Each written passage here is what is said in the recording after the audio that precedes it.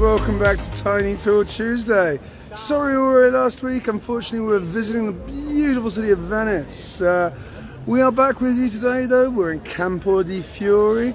It's me and the lovely Angela with you today. Essentially, hello. I'm just here to say hi, and I can't wait to see you guys once you come down here to Rome. But for the history and a little bit of the culture, I'm going to hand you over to Angela here now.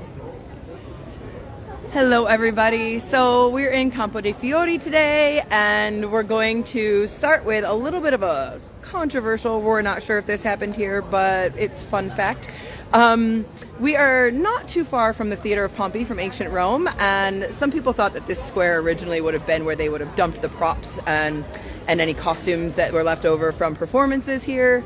But in reality, this place was never developed. It was just a field of flowers in the Middle Ages, and then in the 15th century, in 1456, Pope Calixtus III, he decided he wanted to pave this and start some development projects. So the square gets paved, and you see some workshops start to come in, some artisans shops, and in fact, all of the streets around Campo dei Fiori are named for the artisans and the shops and the tasks that they performed. So there is the street of the coat makers, the street of the hat makers, the street of the basket makers. There's quite a few of these around here. They all have Italian names now, but I won't confuse you with all of those names. Giubanati is the most popular one, and that one actually leads you out to where you can go to Ponte Sisto. And that also increased the development when you look at Pope Sixtus IV. He built the Ponte Sisto a couple decades later, and that tied in the other neighborhood of Trastevere to this area.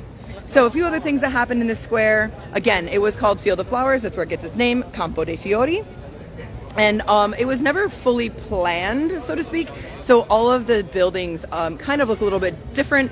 They don't have a really good cohesion like a lot of other squares. And you see that big statue behind me. We'll talk about him later. One of the interesting things, I've talked about two popes, Calixtus III and Sixtus IV, but a third pope, Rodrigo Borgia, Alexander VI, he had a wife, the mother of 4 of his children. Yes, popes had children back then. She owned property in this area on Via de Pellegrino, and that is the Street of the Pilgrim.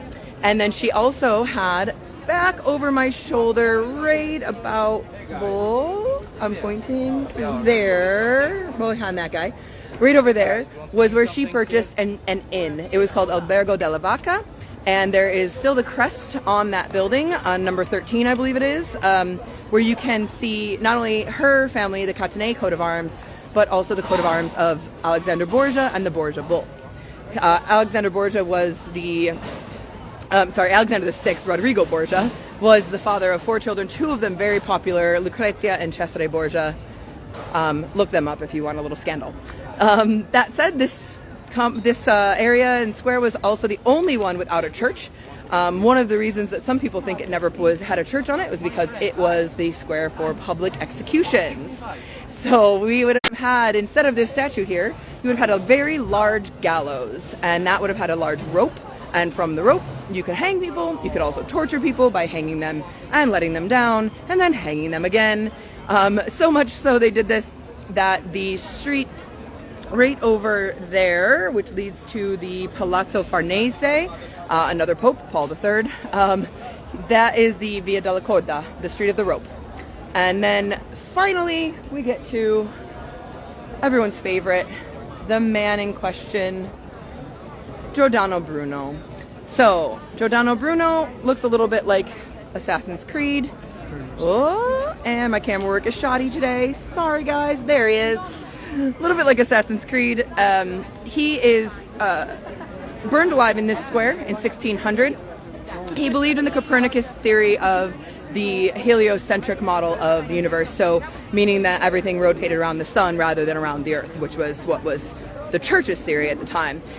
So they burned him alive, and then when this statue was erected in 1889 by Ettore Ferrari, they also added some of the depictions on the bottom bronze reliefs. They added pictures of 8 other people who were executed in this square for heresy as well. That said, I'm going to wrap up here. This is lovely seeing you guys once again.